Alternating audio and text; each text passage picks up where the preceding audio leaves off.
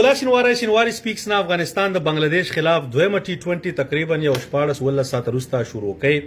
لومړی لوبه خو بایلله هغه تاسو ته معلومات ته ګورئ تر څو پورې حضرت الله او دغه فرید ملک او دا نور بعضې افسرزازی نور دغه کریم جنت ته زه امپرس دي نه یم. دی باید پرفارمنس دغه کړي. دا اخري اوور کې دا هغسې هیټریک دی چې لوبه درنه بل څوک وګټي او کیسه ختمه وي، ګیم یې فینش نه کړ. نو تاسو کوشش کوئ چې په یو لوبه باندې مخشاله کېږئ، هغه پوره پرفارمنس د خلکو ګورئ چې مثلا 20 لوبو کې څه توره کړې ده، بیا یو لوبه کې دی پرفارمنس کوي. دنه بغیر د فرید ملک حق کریم جنت لوبه نو فرید ملک ځای خو بیخي په ټیم کې نه جوړیږي، نو ورله اٹیک بالینګ ورکوي، نه ورته ډیت کې بالینګ کولی شي. منځ کې چې کله سکورر څه سلو یې ښایسته دغه ټیم یې هغې ټیم کې راولي. نو دغه شي نه چې دی راشد خان صاحب دا د صرف د کمزوري نه، دا د مینجمنټ کمزوري ده. باید د ټیم هغه ټیم چې کوم د افغانستان ټیم د چا شخصي ټیمونه باید د هیڅ چا پکې د خوښې کسان نه، او بیا داسې چې لږ ښایسته ټیلنټ بیا مې یو خبره وه چې دغسې ټیلنټ نه دا حالات یې صحیح نه دي.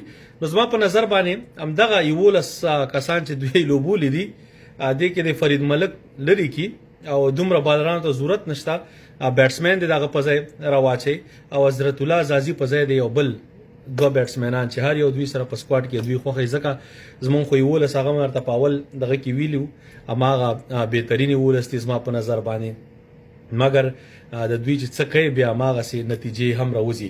ښه خبر دا چې اټلیسټ محمد نبي چې څومره ایکسپیرینس تجربه کار دی هماغسې سکور هم کوي او د باندې باید بالینګ وکړي. دومره ډېر بالران چولو به یو ور په محمد نبي باندې هغه کلونه بالینګ کړی دی.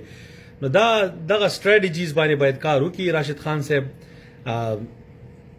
کوچز ورسره شته، خلک ورسره شته، انشاءالله سبا لوبه کې باید کم بیک وکړي.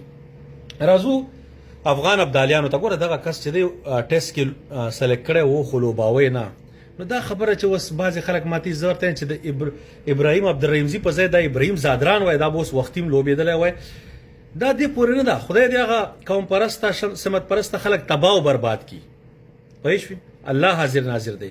خدا هم داسې دی. دا ډېر هغه چوت یا هغه بېکاره ترین ذهن والا خلک چې دي که نه، دا هغه خلک دي، دا داسې مینټالیټي والا خلک دي. نو دا چې وسټار کوم ځای کې وي، ننګرهار همیشه بهار صرف په نوم نه دی او داسې نه ده. دا چې افغانستان کې مشرقي ولایتونه چې دا خو د افغانستان زړه دی او کرکټ راوړی هم دوی دی. نو داسې مه کوئ چې ټیلنټ استعدادي زیاتی باید ورسره ونه شي. نو هیله ده چې ظلم باید چا سره ونه شي. خدای دې وکړي که هر ځای اوس زموږ هغه بهار علي شینواری ته اوس هغه ښه دی، او که په دې مرجنګ کې اوس ګوره نور علي زادران زما د خوښې پلیرو پخوانی، مګر 15 او 4 کاله د 15 کاله د عمر دی او 4-5 کاله وروسته تا را پیدا کوي مرجنګ کې دی اچاو. خو بهار علي شینواری به دې اچولی وای، بل به دې اچولی وای. لکه خدای چې اوس دلته پرفارمنس وکړي باید خامخا اوس ورلډ کپ کې راولي، بیا دې ځوان سره زیاتی وکړه، بیا دې بل سره زیاتی وکړه. نو د افغانستان کرکټ باینده نه لري. هماغه میراثیزم ته چې ځینو د نورو سلیکټرانو او دې خلکو څه ضرورت دی؟ خو دغه یاستئ که نه سمت پرسته او قوم پرسته یاستئ. پوه شو؟ داسې نه ده چې په صرف هماغه لنډغر وو، زمونږ کې هم شته دی. دا یو حقیقت دی. پښتانه چې دي ځای په ځای شل شوي دي ځکه او تباه او برباد یو. مګر دا د افغانستان ټیم دی، دا د ټولو افغانانو ټیم دی. صرف استعداد، کار اهل کار ته او استعداد چې وروره چا کې استعداد دي اب زموږ په ټیم کې چا کې چې استعداد نه هغه به نه. نو هیله ده ګوره ما و چې د باندې وکړو ته والله زړه مې پرې خفه شو. بالکل ښه ان سوینګ آوټ سوینګ کوي، ښه ښایسته بالر دی. فضل حق فاروقي سره دا جوړه ښه ده. همداسې به پول به جوړی د فاست بالرانو. وفادار مومند هغسې چټي هلته بینچ وارمنګ کوي. خدای خبر چې څه وجه ده هغه نه سلیکټ کېږي. همداسې نور. نو مطلب دا دی چې لږ خیر دی دا چې هر څوک یستی تاسې باندې خو ګونګی زادران او چکري اشرف دغه هم در باندې ارګم در باندې چپ ناست دی، ځکه ارګم هماغې ستاسې طرفونو والا دی. ډېر ښایسته سره جوړ یستی. پوه شو؟ د یوې کاسې خلک یستی، کپونه سره کوئ یو ځای بس هماغه قسم خلک یستی.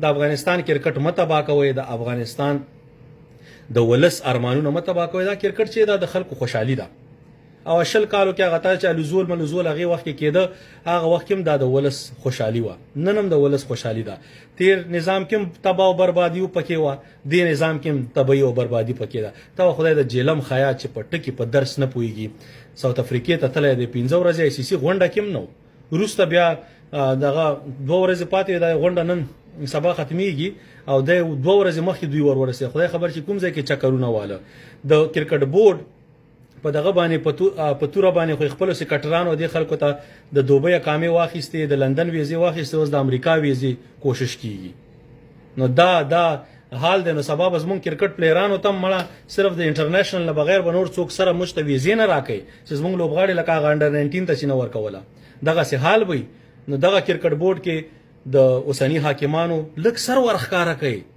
ځان ته خو اسلامي نظام یو سر ورخکاره کوي ګوره فساد ورته حساب رو باسا بس دغه حال دی چې دا خشي د افغانستان کرکټ بخشي استعدادي فرق نشته افغانستان چې د ټالنت نه ډکه خاوره ده بل ته